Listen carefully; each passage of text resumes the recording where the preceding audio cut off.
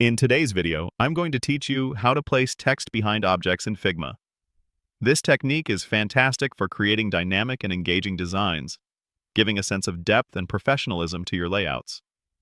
It's actually quite straightforward once you understand the layering principle involved. To begin, you'll want to select the image you plan to work with in your Figma canvas. The very first thing we need to do is duplicate this image.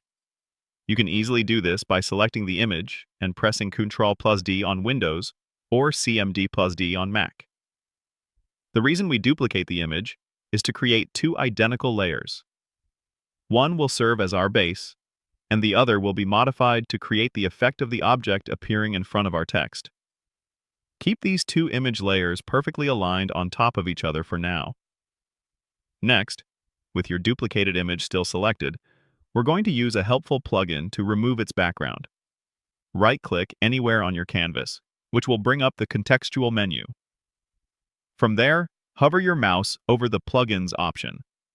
This will reveal a list of your installed plugins. If you don't already have one, you might need to search for and install a background removal plugin. A popular choice for this is often simply called Remove BG. Once you see it in your list, go ahead and click on Remove BG. The plugin will then process your duplicated image, intelligently detecting and removing the background, leaving only the main object or subject visible.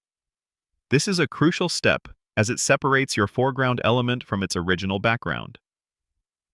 While the plugin is busy processing and removing the background of your duplicated image, you can efficiently use this time to type out the text you want to place behind the object.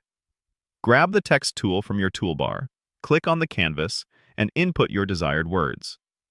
Feel free to adjust the font, size, and color to suit your design vision. Think about how the text will interact with your image. Consider legibility and visual impact. You can place this text anywhere for now. We'll position it precisely in the next step. Once your background removed image is ready, take the text layer you just created and carefully place it on top of your original, full image. Ensure the text is positioned exactly where you want it to appear. Behind the object.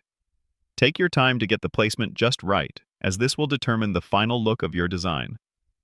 The text should currently be sitting above your original image, but still beneath your background removed image if it's visible. Finally, we'll bring all the layers together to achieve the desired effect. Take the edited image, the one where the background has been removed, and ensure it's positioned directly in front of both your text layer and your original full image. You can adjust the layer order by right-clicking on the edited image and selecting Bring to Front, or by dragging its layer to the top in the Layers panel on the left side of your Figma interface. Make sure it's perfectly aligned with the original image below it. What this does is create a visual sandwich. The original image is at the bottom, your text is in the middle, and the background removed object is on top.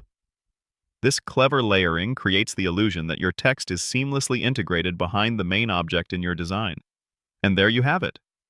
You've successfully placed text behind an object in Figma, adding depth and visual interest to your designs.